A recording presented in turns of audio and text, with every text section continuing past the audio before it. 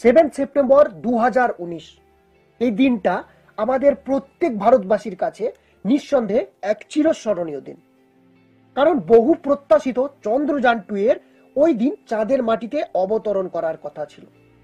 আপনি কি জানেন, যদি এই চন্দ্রযান-2 সঠিকভাবে চাঁদের মাটিতে অবতরণ করত, তাহলে আমাদের দেশ বিশ্বে আমেরিকা, চীন ও রাশিয়ার পর চতুর্থ দেশ হতো যারা চাঁদের মাটিতে সফট ল্যান্ডিং করতে পেরেছে, এবং চাঁদের দক্ষিণ দিকে অবতরণ করা বিশ্বের প্রথম দেশ হতো।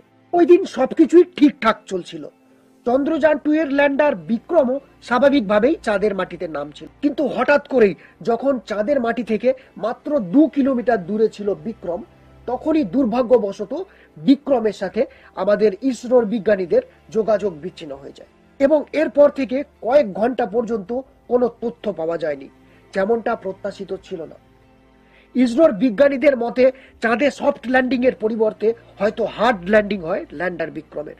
তাহলে প্রশ্ন হলো, এই চন্দ্রযান-2 মিশন কি ব্যর্থ হয়েছে, বা চন্দ্রযান-2 এর সাথে কি বা এমন ঘটলো, বা কেনই বা এই মিশন এত বেশি গুরুত্বপূর্ণ?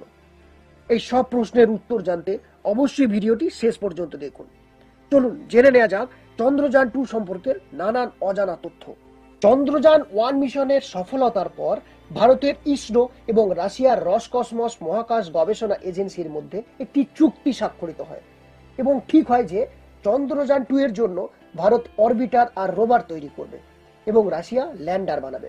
ইসরো নির্দিষ্ট সময়ের মধ্যে অরবিটার আর রোভার তৈরি করতে সক্ষম হলেও রসকসমস তখনও ল্যান্ডার তৈরি করে উঠতে পারেনি, এবং তাই এই মিশন থেকে রাশিয়া সরে দাঁড়ায়।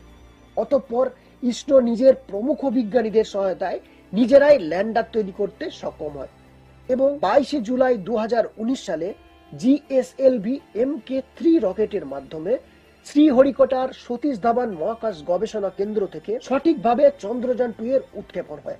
অন্যান্য দেশের তুলনায় কম খরচে, মাত্র 960 কোটি টাকা খরচে তৈরি এই চন্দ্রযান-2 এর মূল উদ্দেশ্যগুলি ছিল: প্রথমেই এর সফট ল্যান্ডিং করানো, দ্বিতীয়ত চাঁদের খনিজ দ্রব্য ও রাসায়নিক পদার্থের বিশ্লেষণ করে সেই তথ্য ইসরোকে পাঠানো, তৃতীয়ত চাঁদের ভৌগোলিক দিক গবেষণা করা, এবং সবশেষে চাঁদে তাপের প্রতিক্রিয়া পরীক্ষা ও এক্সোস্ফিয়ারের পরীক্ষা নিরীক্ষা করা।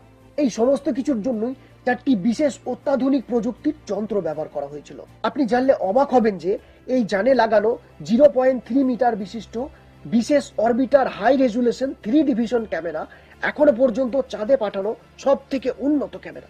ইন্ডিয়ান স্পেস প্রোগ্রামের জনক বিক্রম সারাভাইয়ের নাম অনুসারে এই যানের ল্যান্ডারের নাম দেওয়া হয় বিক্রম। 6 চাকা বিশিষ্ট এই সোলার সিস্টেম রোভারকে মাত্র চাঁদের একদিন, অর্থাৎ পৃথিবীর 14 দিনের জন্যই তৈরি করা হয়েছিল। তারপর এটি নিজে থেকেই কাজ করা বন্ধ করে দিত। 22 জুলাই 2019 সালে শ্রীহরিকোটা থেকে উৎক্ষেপণ হওয়ার পর চন্দ্রযান-2 এর চাঁদে পৌঁছাতে প্রায় 48 দিন সময় লেগেছিল, যেখানে নাসার অ্যাপোলো 11 এর মাত্র 4 দিন এবং রাশিয়ার লিওনার্ড 2 এর মাত্র 34 ঘন্টায় লেগেছিল। এখন প্রশ্ন হলো, কেন আমাদের ইসরোর এত বেশি সময় লেগেছিল? আপনাকে জানিয়ে রাখবো, দুটি বিশেষ পদ্ধতিতে চাঁদে মহাকাশযান পাঠানো সম্ভব। এক, যদি কোনো দেশের কাছে অধিক জ্বালানি ও অধিক যন্ত্রপাতি বহনকারী রকেট থাকে, তাহলে তার মাধ্যমে প্রত্যক্ষভাবেই চাঁদের দিকে মহাকাশযান পাঠানো সম্ভব। সেক্ষেত্রে সময়টাও অনেক কম লাগবে, যেরকম আমেরিকা ও রাশিয়ার ক্ষেত্রে লেগেছে। আর দ্বিতীয়ত, যদি প্রথম উপায় না থাকে, তাহলে কম জ্বালানি বহনকারী রকেটকে পৃথিবীর কক্ষপথে ছেড়ে দেওয়া হয়, এবং তারপর তা পৃথিবীর মাধ্যাকর্ষণ শক্তির প্রভাবে পৃথিবীর চারিদিকে ঘুরতে থাকে, যেভাবে সৌরমণ্ডলে গ্রহ নক্ষত্র সূর্যকে কেন্দ্র করে ঘুরছে। এই পদ্ধতিকেই কাজে লাগিয়ে চন্দ্রযান-2 কে পৃথিবীর কক্ষপথে ঘোরাতে ঘোরাতে যন্ত্রের মাধ্যমে আস্তে আস্তে যানটিকে চাঁদের কক্ষপথে নিয়ে যাওয়া হয়, এবং চাঁদের মাধ্যাকর্ষণ শক্তির প্রভাবে তা নিজে থেকেই চাঁদের কক্ষপথে ঘুরতে ঘুরতে চাঁদের মাটিতে নামে।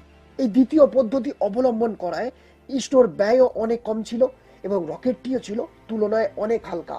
চাঁদের মাটি থেকে 100 কিমি দূরে ল্যান্ডারটি অরবিটার থেকে বিচ্ছিন্ন হয়ে চাঁদের দিকে ধীরে ধীরে নেমে আসতে থাকে সফট ল্যান্ডিং এর জন্য, যেমনটা প্লেন বা প্যারাশুটের ল্যান্ডিং এর ক্ষেত্রে হয়।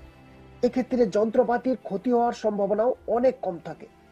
মাধ্যাকর্ষণ শক্তির প্রভাবে চন্দ্রযান-2 এর গতিবেগও অনেক বেশি ছিল, যা ছিল প্রতি সেকেন্ডে প্রায় 5 কিলোমিটার। অত্যাধুনিক বুস্টারের মাধ্যমে গতিবেগ কমিয়ে সফট ল্যান্ডিং করার কথা ছিল বিক্রমের, যা আজ পর্যন্ত কেবল চীনই প্রথম প্রচেষ্টায় করতে পেরেছে।